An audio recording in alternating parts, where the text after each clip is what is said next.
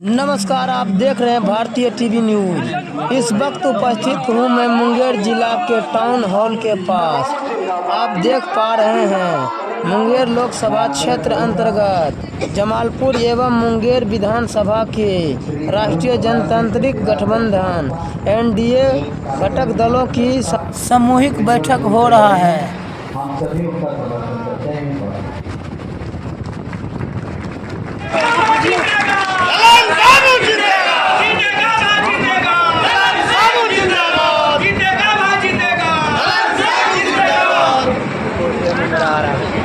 कार्यकर्ताओं की असल में बैठक आज बुलाई गई है और इस बैठक की अध्यक्षता के लिए भारतीय जनता बैठक के सम्मानित अध्यक्ष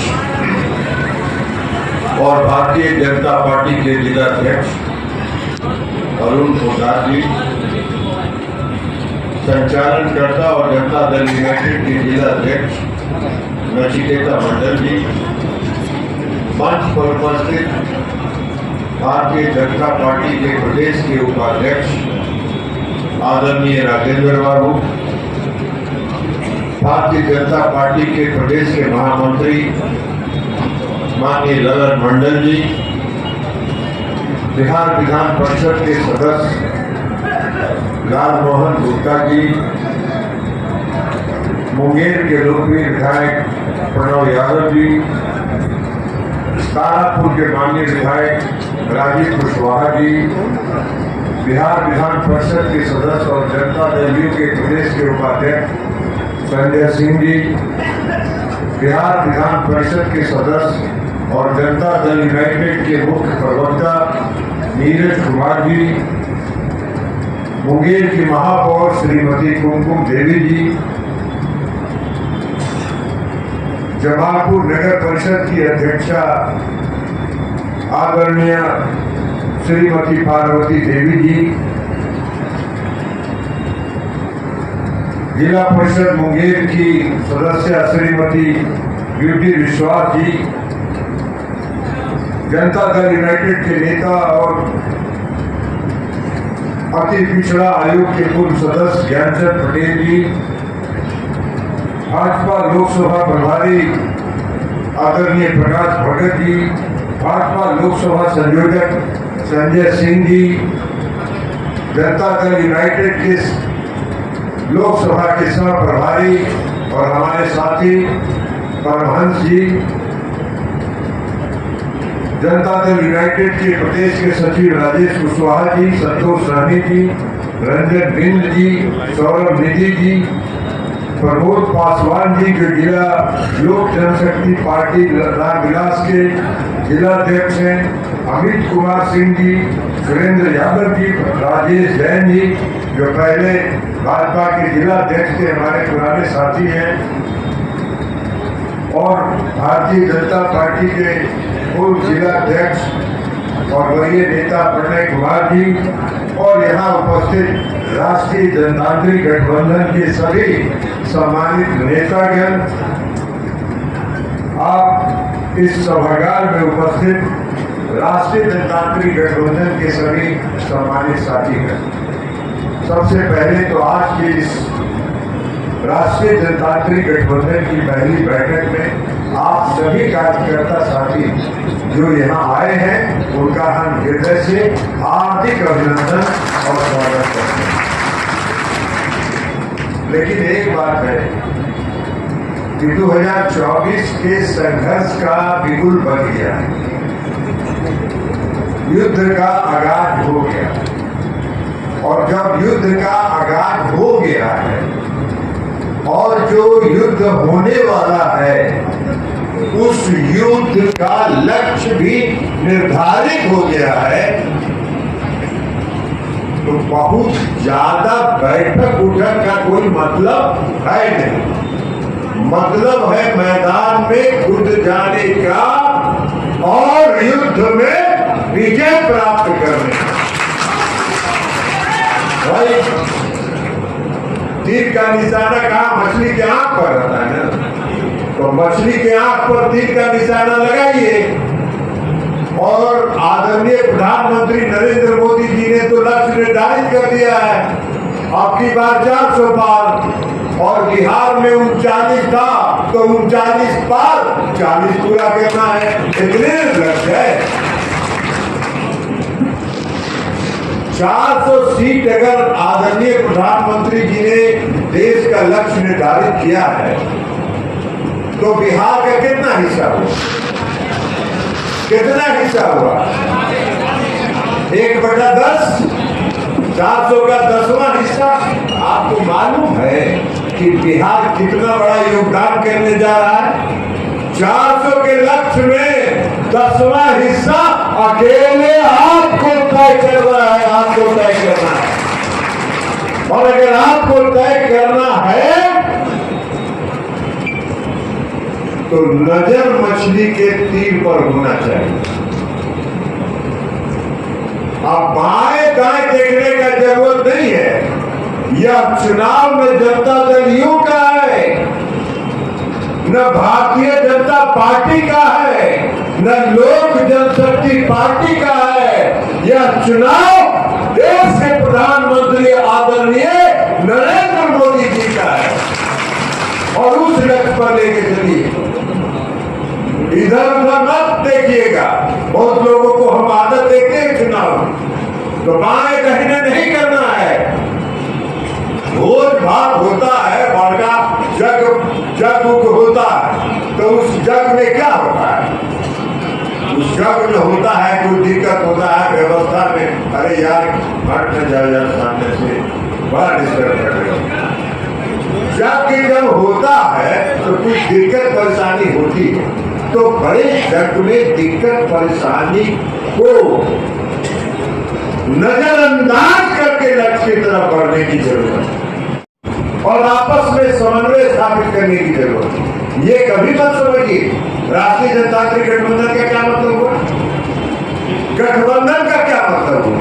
जब आप कहेगा कि जदयू के हैं, जदयू वाले कहेंगे कि भाजपा के हैं, भाजपा वाले कहेंगे कि लोजपा के हैं, तो गठबंधन क्या हुआ? गठबंधन का मतलब ये है एक परिवार है और एक परिवार के सभी सदस्य, ये गठबंधन का मतलब होता है। तो इस गठबंधन के धर्म के साथ, इस गठबंधन के धर्म के साथ हम लोगों को मिलकर चुनाव लड़ना है। बाकी विरोधी का क्या मतलब है? क्या है विरोधी के पास करने के लिए? कुछ है क्या? क्या है विरोधी के पास? भाई आपके पास तो बहुत कुछ है करने। इस देश के आदरणीय प्रधानमंत्री नरेंद्र मोदी जी का क्या नारा है? आदरणीय प्रधानमंत्री जी का नारा है सबका साथ, सबका विकास और सबका विश्वास। यही ना है नारा? बोलिए नारा है कि नहीं है? अभी राजेंद्र बाबू सुनिए नहीं रहे, काम कर रहे हैं। तो आदरणीय प्रधानमंत्री जी का नारा है सबका साथ, सबका विकास और सबका विश्वास। बिहार के मुख्यमंत्री नीतीश कुमार जी का क्या नारा है? न्याय के साथ विकास, समाज के हर तबके के साथ न्याय और पूरे प्रदेश का विकास। तो दोनों का, आदरणीय प्रधानमंत्री नरेंद्र मोदी जी का और बिहार के मुख्यमंत्री माननीय नीतीश कुमार जी के विचार में इतनी समानता है, इतना समन्वय है कि बाकी समन्वय तो अपने आप को भूल जाना चाहिए नीचे। तो उस समन्वय को लेके आगे बढ़िए, सीधे आगे चलिए। अब रोजगार की बात अभी कर रहे थे नीरज जी भारी, राजेंद्र बाबू की बात हम ईमानदारी से बोलते हैं। अभी बड़का नेता है वो युवराज घूम घूम के कह रहे रोजगार दे दिया, रोजगार दे दिया, रोजगार दे दिया।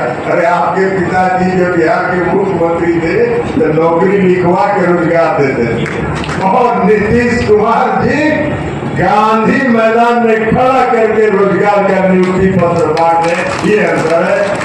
हम जब अलग थे गठबंधन से तो भारतीय जनता पार्टी के लोग कहते थे कि ललन जी आप ही का एक कंप्लेन था जिस पर सीबीआई जांच हो रहा है, तो हम बड़े मन हंसते थे कि बात तो सही है बोल रहे, लेकिन अब हम बोले क्या? ये 2008 में मैंने ये सारे कागज तत्कालीन प्रधानमंत्री मनमोहन सिंह को सुपुर्द किया था कि रेलवे में नौकरी के बदले जमीन लिखवाने का घोटाला चल रहा है। आप लोग को नहीं पता होगा, पटना में 7 एकड़ जमीन है, 7 एकड़ जमीन जो चाणक्य होटल के मालिक है पटना में, उनकी जमीन प्रेम गुप्ता की फर्जी कंपनी के नाम से लिखवाया गया और उसके बदले रेलवे के 2 होटल, रांची का बीएनआर और पुरी का बीएनआर चाणक्य होटल को दिया गया। ये कागज मैंने निकाला 2008 तो मालूम। लेकिन अब ये लोग बोलने के लिए क्या कार्य रोजगार हम दे रहे हैं। अरे काहे का रोजगार आप दीजिएगा भाई, आपको रोजगार से कोई मतलब है क्या? 2005 में बिहार में पहली बार राष्ट्रीय जनतांत्रिक गठबंधन की सरकार बनी और 2005 में जब पहली बार राष्ट्रीय गणतांत्रिक गठबंधन की सरकार बनी तो हम उस समय जनता दल के प्रदेश अध्यक्ष थे। 5 वर्षों तक बिहार लोक सेवा आयोग की संयुक्त परीक्षा जो प्रतिवर्ष होती है, 5 वर्षों से संयुक्त प्रतियोगिता नहीं हुई थी परीक्षा। और नीतीश कुमार जी की सरकार ने, उस समय की एनडीए की सरकार ने एक साथ 5 साल का संयुक्त प्रतियोगिता परीक्षा पास कराया और तब डिप्टी कलेक्टर कर्मचारी नहीं, सारे कार्यालय, सरकारी कार्यालय आधे से का कर्मचारियों के बल पर सरकारी कार्यालय चलता था। हम नौकरी की बात कर रहे हैं, रोजगार का बात कर रहे हैं। अरे रोजगार तो मिल रहा है। एनडीए की गठबंधन की सरकार का वादा है कि अगले 2025 के विधानसभा चुनाव के पहले 10 लाख नौजवानों को बिहार में आगे मत क्या आप बैठ जाइए कुर्सी को लेकर।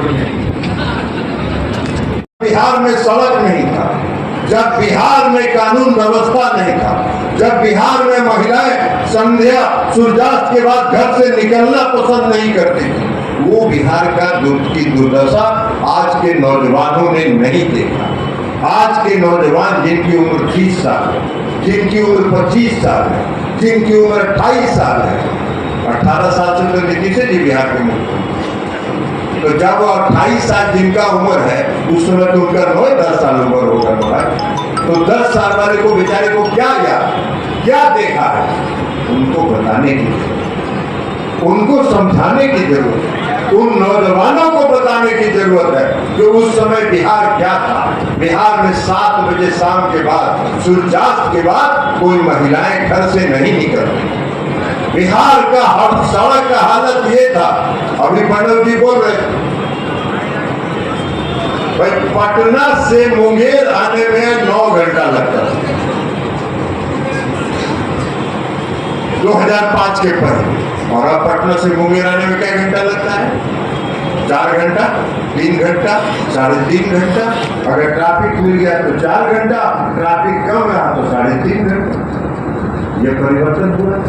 आज 18 घंटा 20 घंटा बिजली मिल रही है। स्कूल में का स्थिति सुधर गया, शिक्षकों की नियुक्ति हो रही है, प्रत्येक स्कूल में शिक्षक पहुंच गए। तो ये परिवर्तन जो हुआ, ये नौजवानों को बताने की जरूरत है।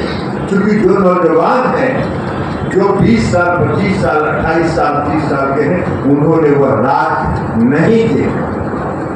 उनको समझाने की जरूरत है कि कैसा बिहार था और आज एनडीए की सरकार ने कैसा बिहार बना के बिहार की जनता के हवाले कर दिया, जहां बिहार की जनता अमन चैन का सांस ले रही है और खुले हम 12 बजे 1 बजे 4 बजे भोर में कहीं से कहीं जाके घूम के पहुंच रहे। तो इसलिए ये परिवर्तन बताने की, ये परिवर्तन हुआ है। और अंत में हम एक बात करके अपनी बात खत्म करें कि अभी देखिए, आपके विरोधियों की तरफ से बहुत उत्तेजनात्मक सोशल मीडिया प्रतिक्रिया है, बहुत उत्तेजना फैलाने का उनका काम है। जब कुछ वोट उठाए नहीं उनके पास, तो वो उत्तेजना फैला के समाज में विभेद पैदा करने का प्रयास करें। हम लोगों को सतर्क रहना है, कोई उत्तेजना में नहीं आना है। जितना उत्तेजना फैलाना है फैलाते रहे, अपने लिखते रहे, अपने पढ़ते रहे, अपने सुनते रहे। हम लोगों को कोई जवाब नहीं देना है, हमको जवाब देना है 13 मई को बटन दबा कर इलेक्ट्रॉनिक का बटन दबा कर जवाब देना है, उसके पहले हमको कोई जवाब नहीं देना। इसलिए ये आग्रह हम अभी सभी एनडीए के कार्यकर्ताओं को, बहुत लोग के नौजवानों का खून थोड़ा गर्म होता है।